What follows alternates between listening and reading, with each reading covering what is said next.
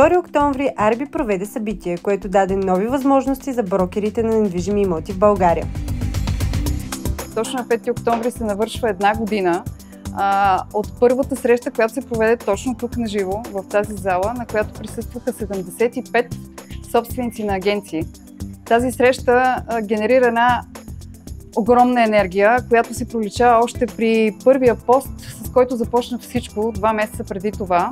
В организацията на всички тези събития, инициативи, с идеи, с реализация, участваха 64 човека. Това е Арби днес. Арби е една общност, която е жива, която е реална и първата общност в София на агенции за недвижими имоти. Арби е кауза и тя ще продължи да бъде такава. Аз благодаря на всички, които и днес участват. Благодаря и на нашите спонсори, за това, че ни подкрепят. И пожелавам много готин ден. Благодаря ви.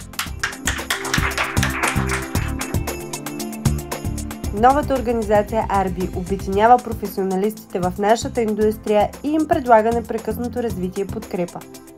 По време на това обучително събитие, посветено на личния бранд в социалните мрежи, участниците научиха ценни стратегии за изграждане на доверие, привличане на нови клиенти и увеличаване на своя успех в сферата на недвижимите имоти. Гост-лекторът Мария Арабаджиева впечатли всички с изключително професионалното си представяне и богатия си опит. Нейните практически съвети и вдъхновяващи идеи за изграждане на личен бранд в социалните мрежи наистина разшириха перспективите пред присъстващите. Следете нашите бъдещи събития, присъединете се към Арби и се възползвайте от още обучения и инициативи, насочени към вашето професионално развитие.